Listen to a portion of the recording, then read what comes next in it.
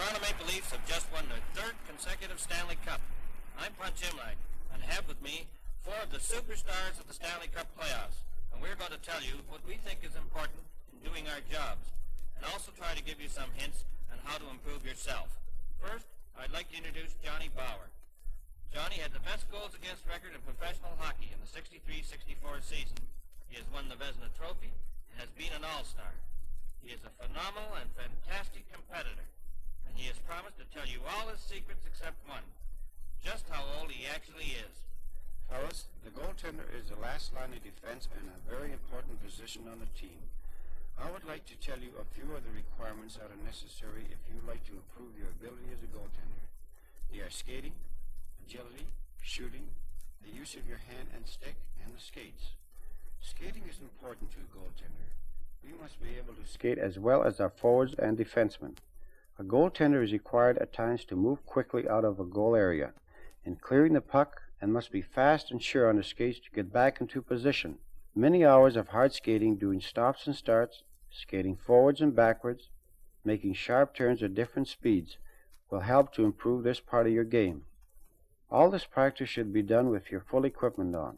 Agility in moving from post to post to cover shots. To be able to regain his feet quickly after falling down is very necessary. Some of the exercises to improve yourself are dropping 20 pucks on the right circle and 20 on the left circle, then having two players shoot the pucks alternately at the net. These shots should be taken in rapid fire. This forces a goalie to move from one side of the net to the other side quickly. This helps to sharpen your reflexes and also keeps you on your feet in making these stops. I also suggest you do 25 sit-ups, 25 knee bends, 25 push-ups. In addition, do a lot of running, swimming, and skipping. These are a great help in developing your legs and your wind. Keeping yourself in top playing condition is important. A goalie should give considerable time to developing a good shot. This is often overlooked but certainly is very important. Often a goaltender can start a breakaway by quickly shooting the puck to the open teammate. If this opportunity does not arise, the only alternative for a goalie is to clear the puck to the corner or behind the net. I would suggest you practice shooting against the boards every day until you develop a hard shot. By doing this exercise, it helps you to develop strong hands and wrists so that you can maneuver your stick quickly and efficiently. A goaltender must be skillful in the use of his hands. They are the goalie's best weapon. With them he can cover the most territory in the shortest period of time. Therefore, he should do everything possible to increase the efficiency with which he uses them. A good way to develop the catching hand is playing baseball. This is one method I find very helpful. After a team practice, I have one of my teammates with a good hard shot take 30 to 40 shots at me using my catching hand only. Then have a player take shots on my stick hand to deflect shots in the corner by maneuvering my stick. By doing this, it avoids rebounds in front of the net. The use of your stick is a very important one. This is a quality that is usually overlooked by the young goalie. Your stick is used in clearing the puck, blocking shots, poke checking, and shooting. I use my stick often to poke check and sweep check. In using both of these, I find I have an advantage on other goalies. The only time you can use a poke check is when the opposing player is skating in on your stick side. As he comes within your reach, you dive forward, the blade of your stick flat on the ice, and poke the puck from his stick.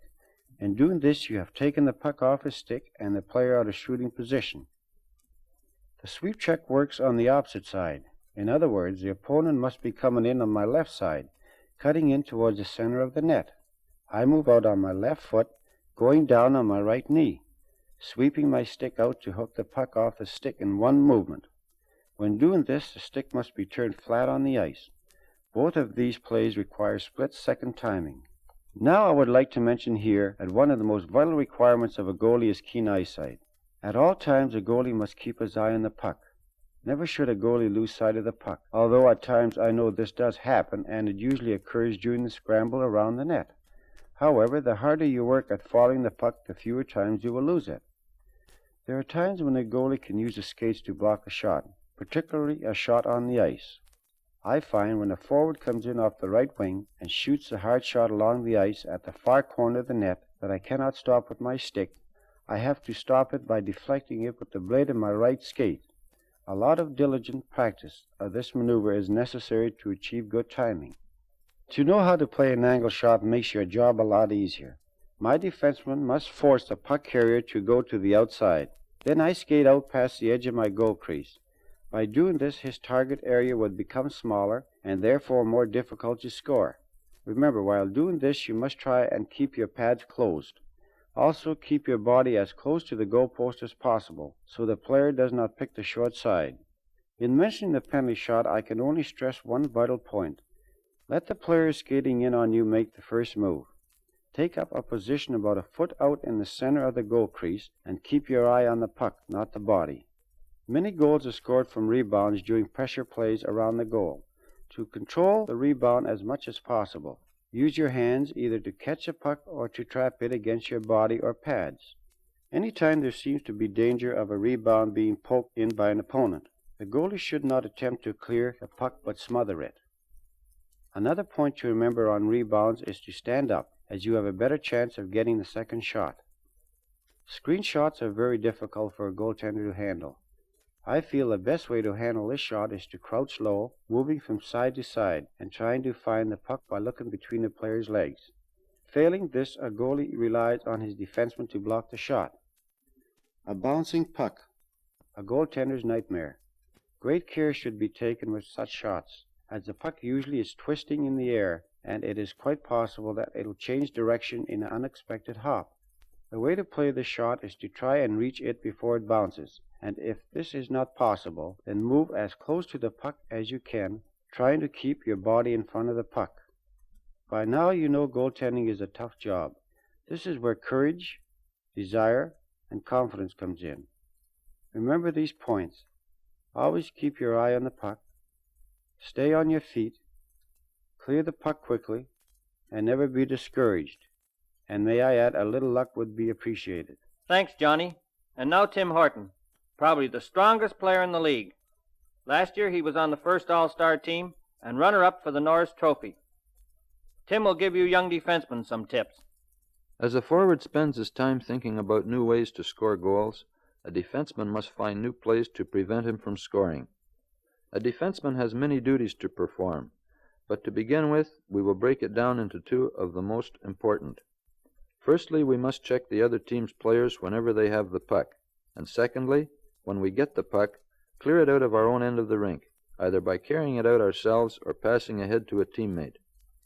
If we carry out these two rules as best we can, then the following personal tips on checking, shooting, passing, blocking shots, working with your defense partner, and positional play will fall in line. As checking is our number one job while we're on the ice, let's talk about it first. Most of our checking will be done around our blue line, in our corners of the rink, and in front of our net. When checking an opponent, look him in the eye. Don't look for the puck. The way that some forwards stick handle, they seem to make the puck disappear before your eyes. But if you play the man and not the puck, your checking game will be much more successful. Body checking the puck carrier is a very effective way of stopping him, and one type of body check is the hip check. A hip check is used when you are skating backwards and the puck carrier is trying to go around you, and has committed himself to go to one side or the other. You swing your hip and hit the puck carrier at about knee level. When body checking while skating straight up, you hit your opponent with either your shoulder or chest. This check is most effective when the opposing player has his head down while carrying the puck. Body checking at the wrong time can be dangerous, especially if you commit yourself by moving out at the incoming forward and miss him. He will then have a clear break in your goal. It is very important to try to check the puck carrier before he comes over your blue line. The longer you can keep the puck outside your blue line, the less chance they have of scoring on you. A good back-checking forward can be a great help to you. When one back-checker is coming back on your side and the other wing is open, your defense partner has to play the open wing, so you will have to check the center man carrying the puck. When the other side is covered, your job is reversed with your partner. You have to cover the open wing and your partner checks the puck carrier. When both opposing forwards are covered by your back-checking wingmen, you and your partner must check the puck carrier. The one-on-one situation may come up once or twice a game. By this I mean one opposing player carrying the puck toward your goal with you the only defender between him and the goaltender. In this situation you should skate backwards toward your net with your stick extended at arm's length in front of you, and with the blade of your stick on the ice. Try to force the puck carrier over toward the sideboards or the corner of the rink. Be patient. Try to make him commit himself and make the first move, but always keep yourself between the puck carrier and your net. Don't get deked out of position, but try to force him to shoot from a bad angle, and your goaltender should be able to stop it. When faced with a 2-on-1 situation, and by this I mean two opposing players coming down the ice and you being the only man back to prevent a shot on your goal, you have to play the middle of the rink and stay between the two opposing players. The player carrying the puck can do one of three things. He can shoot at your net, try to go around you himself, or pass to his teammate. At this time you must rely on your own sense of play anticipation. By play anticipation I mean that you must know at once what plays the opposing player can possibly make in any given play pattern, and knowing these plays, try to guess the one he will use and hope you are right. Anticipating a play is a very important part of your defensive game. Just make sure you are not wrong too often. Should you be the only defenseman back and there are three opposing players coming down on you, follow the same rule as in the 2-on-1 situation. Back up toward your net with your stick extended at arm's length out in front of you, and with the blade on the ice. This is when staying in the center of the rink and playing the front of your own net is important. It is difficult to prevent a shot on your goal, but try to keep the puck carrier at a bad angle so that at no time will one of them be clear in front of your net with the puck. You can't prevent the other team from getting shots on your goal, but you can make these shots easier to handle by keeping the shooter at a difficult angle. During a hockey game I like to carry the puck, but whether you like to rush with the puck or not, there is one important rule that I would like to stress. Always pass the puck to an open teammate who is ahead of you.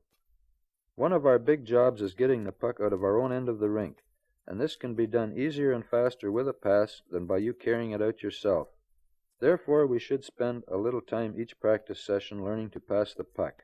One way to improve your passing is to skate up and down the ice with a teammate, all the while passing the puck back and forth to each other.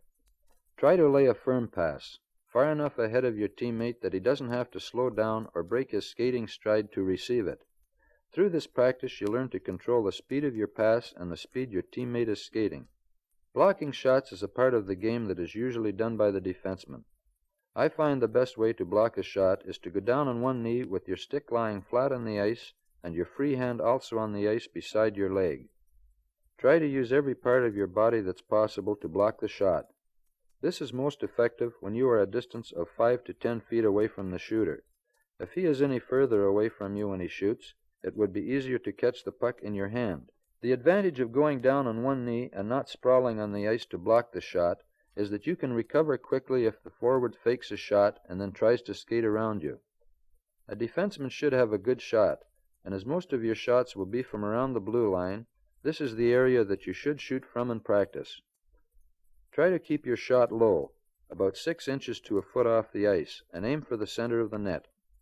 With a hard low shot, you should get your share of goals, and the ones that don't go in may end up as rebounds or deflections, which in turn are as dangerous as a clear shot on goal. The way hockey is played today, the defenseman must be able to skate as well as the forwards. The day of the big lumbering defenseman is past. We have to be able to maneuver more than ever, and in this regard I'd like to stress the edge we may gain by improving our maneuverability while skating backwards. Here is an exercise that we use during our practice sessions that may help you. We start at center ice and skate backwards toward the corner of the rink as though an opposing player were coming toward us. When we are about 15 feet inside our blue line, the coach blows his whistle, and at this signal we turn quickly and skate as hard as we can into the corner of the rink. Stop suddenly and skate at full speed back to center ice, where we again stop and begin skating backwards toward the corner. We repeat this 4 or 5 times, each time going to the opposite corner of the rink. In this way, we improve our ability to turn in either direction while skating backwards. We must be able to start or stop or change direction quickly while retaining our complete balance. If you have difficulty when you first try skating backwards, I think the easiest way to begin would be to bend your body forward slightly, and with your knees bent and your weight supported on your toes or the balls of your feet, lift each skate about 12 inches off the ice as you slowly move backwards. As you gain more balance, you'll be able to lift your feet higher and soon be skating as well backwards as forwards. When killing penalties, we must do the checking in our corners and in front of our net, and leave the checking at our blue line to the forwards who are helping us. Whenever possible, move an opposing player away from the front of your net. He will be trying to block your goaltender's view, or deflect the shot with his stick, or pounce on a rebound to shoot in your goal.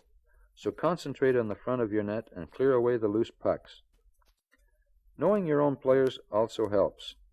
If I am being checked closely and cannot clear the puck completely out of our end, I know the wingman on my side will be over by the side boards halfway between our blue line and the corner, and so I can dump the puck over to his area and he in turn can clear it safely down the ice and we are out of trouble. There are many situations to the game of hockey that can only be covered by playing and practicing the game, but I think we have covered the basic and most important ones that will help you improve your defensive play and also add to your enjoyment while doing so. And here we have Andy Bathgate, All-Star and Hart Trophy winner, owner of records in the National Hockey League, and author of Andy Bathgate's Hockey Secrets. He possesses one of the great shots in the NHL, and he is ready to tell you how you can do it. The main job of a wingman is to score goals. For this reason, I have worked hard at improving my shot. I believe the most important single factor that distinguishes the outstanding hockey player from the average one is the ability to control the stick properly. Consequently, it's the reason why so many strong-arm pros have such weak shots, why some players are so slow at getting off their attempts on goal, and why others have difficulty with their passing. It's also the reason why some players of small stature have been so successful in the game. Starting with the top hand, a man who controls the puck will always have a very firm grip with this hand. You will note on the pamphlet accompanying this record that my thumb is pressed against the back of the stick, rather than being on top or held loosely along the back of the shaft. With the thumb in this position, you can hold the stick in the fingers of your hand, and as this hand controls the stick whether you are shooting, passing, or stick handling, you should always be able to maintain a very firm grip. You will also note that the blade of the stick is cupped, so you should be able to take the hardest pass without any difficulty, as this has a trapping effect on the puck. The bottom hand is what puts the power into the shot, so you must hold the stick as much as possible in the fingers. An example of why I believe in this is if you wanted to throw a baseball and you held it in the palm of your hand, it would be very difficult to control. If it's held in your fingers, you can throw it in any direction accurately. I cannot overemphasize the importance of the proper grip. I feel this can make up for any lack of size or skating ability you may have. The wrist shot is the one used most often. Therefore, you must be able to get it away quickly and accurately. I make my hands go in opposite directions as quickly as possible, and at the same time, try to spin the puck from the heel of the blade to the toe. The spin makes it more difficult for the goaltender to stop when shooting, and it gives me practice at putting the spin on the puck for passing. I think the puck can be passed more accurately if it has this spin on it. You will note in the pamphlet how my lower hand is rolled over the shaft, so that it's pointing at the net on the follow-through. If your hand ends up in this position, you should be able to develop a hard shot. To develop a good wrist shot, you should make the stick help you as much as possible by putting a lot of pressure on the shaft. In this way, you will be able to stand almost completely still and get a powerful shot away. You should not try just to sweep the puck off the ice, as you will only have a high, weak shot. The proper length and lie of the stick is very important. The length of the stick should come up to your chin with your skates on. If you are using the correct lie, the bottom of your stick will be worn completely across. Andy, the period's over, and it's time for a rest. Well, let's get back down to business again. How about telling us the secret of the slap shot? The slap shot plays a big part in my game, and the way hockey is played today, it is a real benefit for all those who can use it properly. Here again, I think the grip is the most important factor, as strength alone does not mean you will have a powerful shot. The hands on the slap shot are held the same, with the lower hand going down the shaft approximately 6 inches. I keep my top hand almost stationary, unlike the wrist shot where my hands work in opposite directions. The bottom hand does all the work and generates all the power. I try to lift the stick as upright as possible, with my head and shoulders remaining over the top of the puck. When I bring the stick down, My arm is perfectly straight and wrist rigid. I hit the ice 1 inch behind the puck and try to get as much whip from the stick shaft as possible. A good follow-through is very important on a slap shot, as this shot is telegraphed and you have to drop your head. And in so doing, an opposing player will have a good chance to give you a solid check. But with the proper follow-through, your hands and stick will give you good protection. My best slap shot will invariably be pulled 5 or 6 inches towards my body. So I always aim a foot or so inside the post if I'm going for the far side of the net. If I get a weak shot away, the goalie will usually stop it. But if I catch a hold of a good one, I should have a good chance to score. When going in on the goaltender, you should carry the puck out in front of your body, in a position that does not require an extra move to get a shot away. And at the same time, try to keep the puck lined up with the center of the net, so you can shoot for any of the 4 corners. If possible, I try to shoot for the corner away from the goalie's catching hand, as he will have difficulty protecting this area with only his leg and goal stick to help him. By carrying the puck in front of your body, you will be able to control it better should the goaltender move out of his net and cut down your angle to shoot at. If this happens, you should try to fake him out of the net with a quick move to either side, and once you have committed yourself, you should shoot the puck with all the power possible at the net. Many times you see fellows make good plays, only to relax when they have the goaltender beaten and he comes up with a good effort and stops the shot. You should always put the puck in the net as though it's the difference between winning and losing. When you are skating, you should always have both hands on the stick, with the stick carried as close to the ice as possible. There are many reasons for this, but the main ones are that your teammates will be able to pass you the puck much more accurately, as they will have a target to shoot at. And also, if one of the opposition misses the puck, you are in a position to take immediate control, especially around their net. When you are playing the wing, you must learn to stay on your own side of the ice. If you get in the habit of roaming, you make it very difficult for your teammates to play their positions properly. You should try to get yourself in good position, so that when you get the puck, you are in full stride and have some open ice to move into. I like to receive the puck at the red line, so that you do not have to check your stride for fear of going offside. Remember, if you go offside, you are working for the opposition. Talking to your line mates while on the ice is very beneficial, as it indicates where they are and whether they are open. While playing on the offense, you should always position yourself so you get a good shot on goal. The 3 forwards should never be caught behind the opposing team's net. One fellow, mainly a winger, should be 25 or 30 feet in front of the net, so that he's in a position to receive the puck and get a shot on goal. If the opposition gets control, he will become the back checker. When back checking, you should pick up one man, keeping him between yourself and the boards, so that he cannot get a clear break for the net. Do not chase the puck. Stay with the one man till your team gets possession. On the defense, if the opposition gets in your end, the 2 wings should take the opposing team's defenseman. Stay between him and the net, making him shoot, but don't let him shift around you and walk in on goal. Play the man and not the puck. And now let's talk about the power play.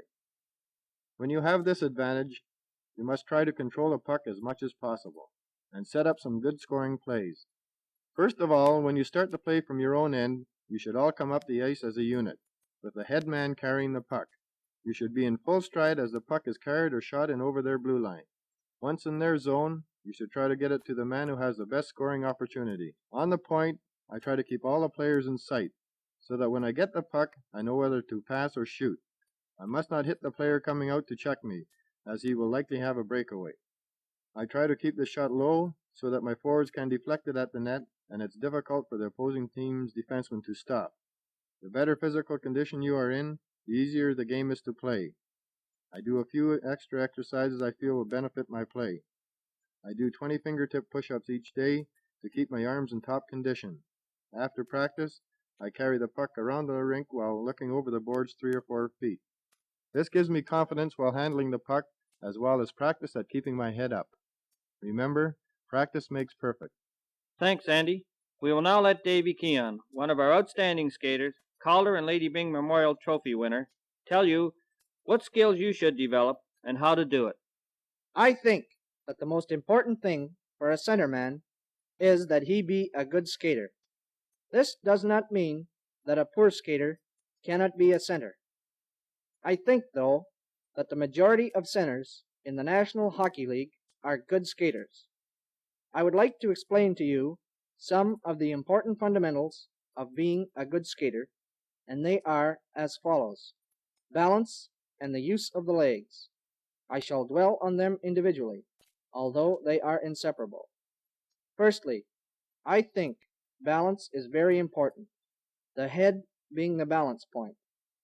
If you move it too far forward or too far back, you will fall. You must, through practice and experiment, find out in what position you will be most comfortable and maintain your balance naturally. If a person is going to shift or turn, his head usually leads the way. A hockey player who shifts well maintains his balance well. There are many people who claim that the back must be straight when skating, but I think this varies according to each individual.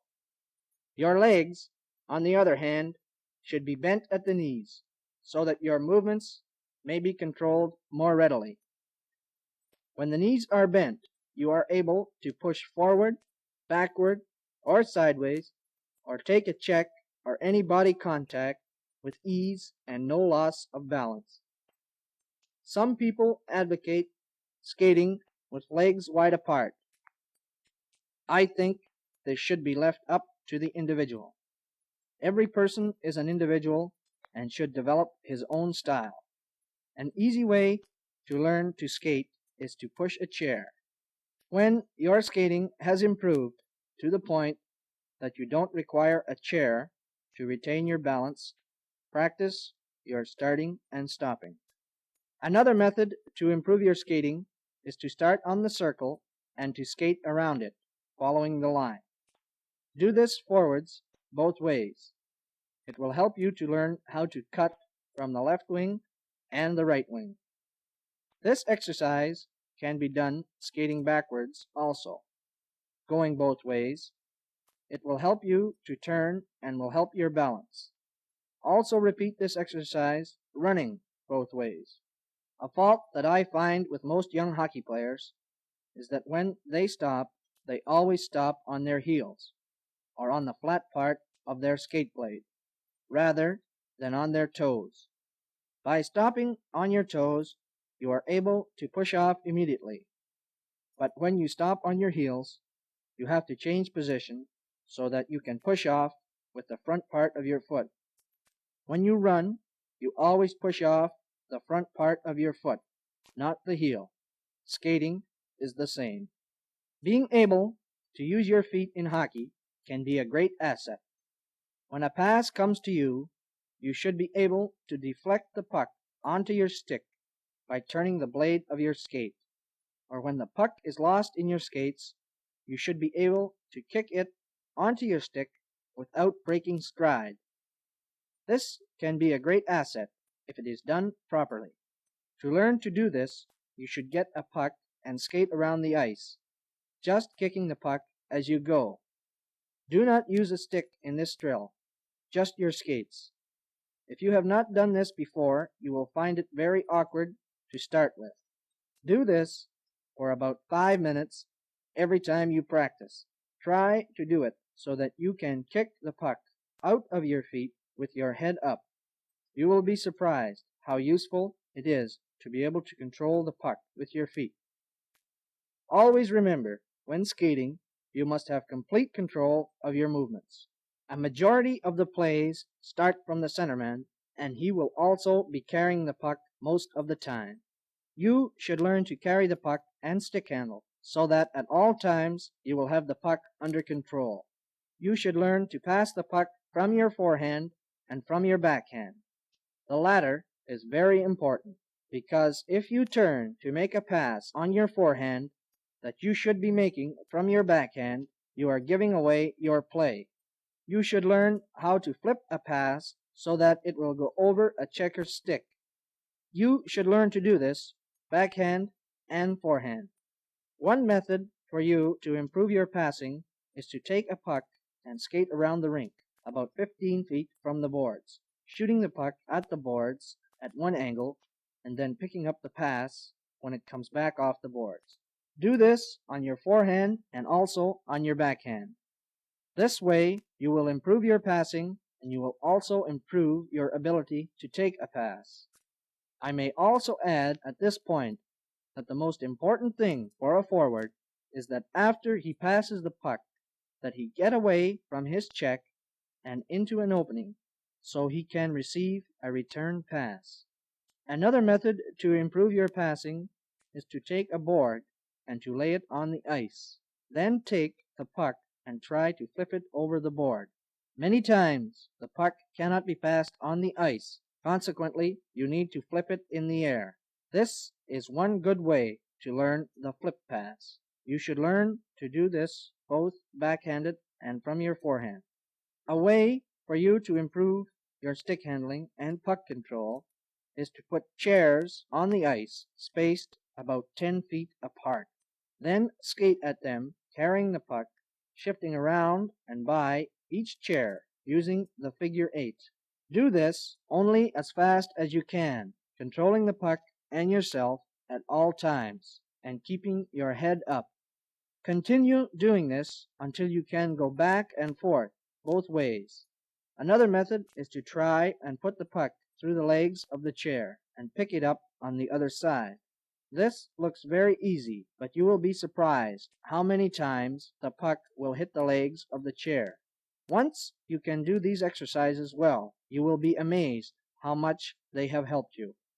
Penalty killing is a very important part of hockey, and the penalty killer has a great responsibility.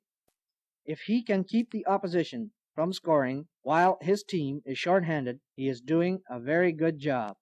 I think that to be an effective penalty killer, the two men who are killing the penalty must work as a team. I think the first man in must try and get the puck carrier to move one way or the other with the puck. He then follows the puck carrier. The other man is about 20 to 30 feet behind the first man, and as the play develops, he tries to intercept the puck, or else he picks up the other wingman and starts to go back into his end.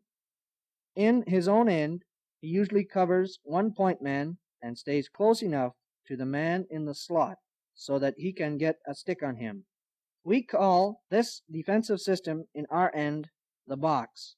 If properly executed with the defenseman and the goaltender, this is a good system. The penalty killer must have a knowledge of what his partners can do. Face-offs. This is a point of hockey that I feel is greatly overlooked. I don't think young boys realize how important it is to win a face-off. If you are good at winning face-offs, your team will have possession of the puck more often.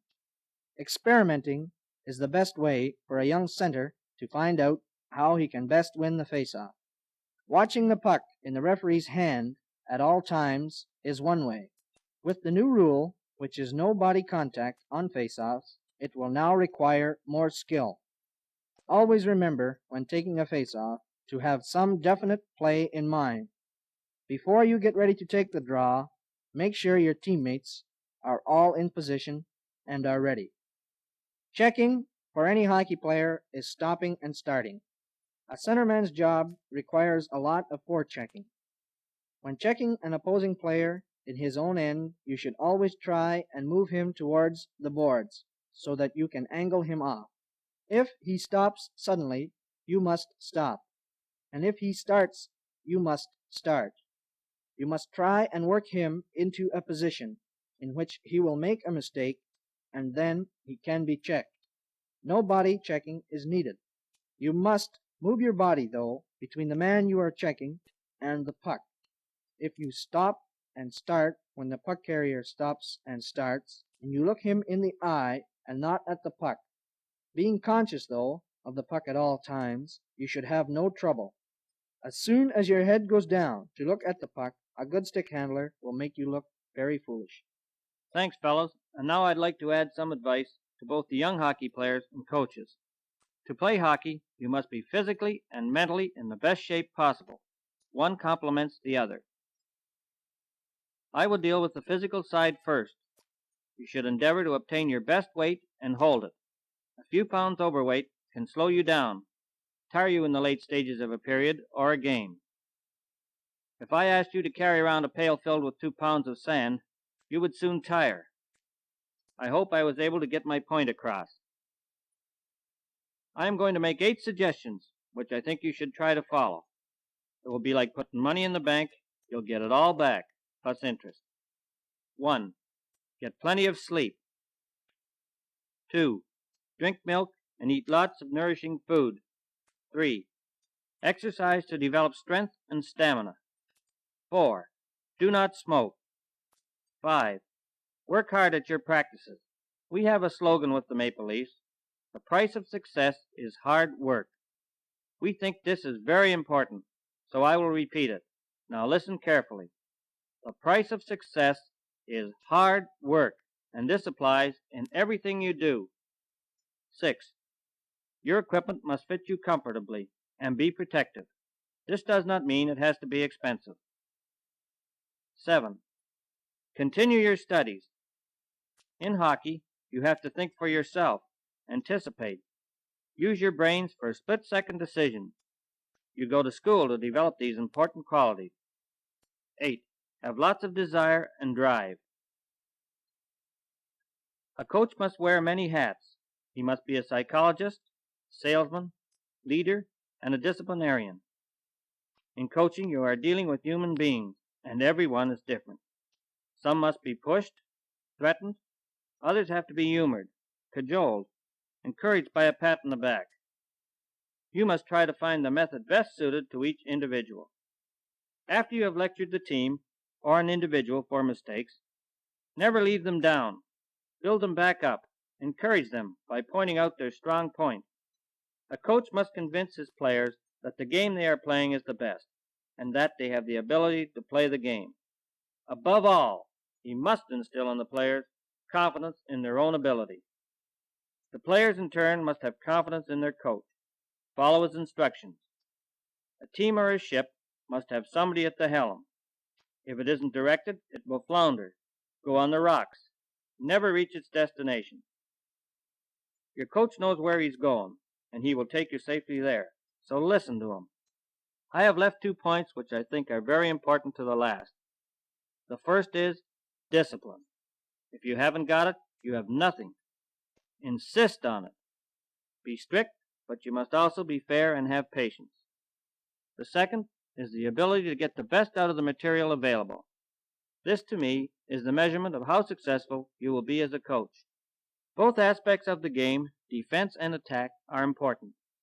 We say, whenever we get the puck, we are on the attack. Whenever our opponent gets it, we are on defense, no matter what zone the puck is in. We play a system on defense. Everybody has a job, and it's important that they know what it is under all circumstances. Let us assume that our opponents have control of the puck in their defensive zone. Basically, we would defend this way. The player closest to the puck forces the play. The second forward will go in only if he has a better than 50% chance to get control of the puck. The third forward is the back checker. On back checking your opponent, the minute you go over your own blue line, you never leave him until your team gets control of the puck. This sets up a man-for-man play in our defensive zone. The back-checking wingman has his man. The 2 defensemen take the center and the other wingman, leaving our 2 other forwards to cover the points. On the offense, we allow the individual to make the decision, but he must move the puck. In today's hockey, this is the secret of success. If you stand still, you just allow your opponents to get set, so either skate with it or pass it. Another point by standing still and watching the play, you become a spectator, and your place then should be in the stands. So no matter how far out of the play you are, desperately try to get back into it. You'll pick up a lot of goals and assists on attack, and you'll be surprised how many goals you'll save on defense with just a little extra effort. Power hockey is 5 men up and 5 men back. We feel on the Leafs that our success is due to the fact that everybody tries to help each other. We are a team in all senses of the word. The forwards compact to help the defense and the goaltender. When we get the puck, our defensemen are trying to help our forwards score. We believe that having the proper attitude towards hockey is important. We believe in a positive approach and have a slogan that fits it to a T. nothing is impossible, such as winning another Stanley Cup next year. We are enclosing with our record a pamphlet which contains pictures and illustrations, which will enable you to understand better the fundamentals of hockey that we have stressed. There's an old saying, one picture is worth 1,000 words. Johnny, Timmy, Andy, Davy, and myself realize there is much left unsaid, but in the short time available, we hope we have been able to help you. In summing up, remember, we emphasize skating, shooting, and don't forget, move the puck. We repeat, move the puck. Thank you for allowing us to come into your living room, and we hope that we will be able to welcome some of you to our dressing room when you become a Toronto Maple Leaf.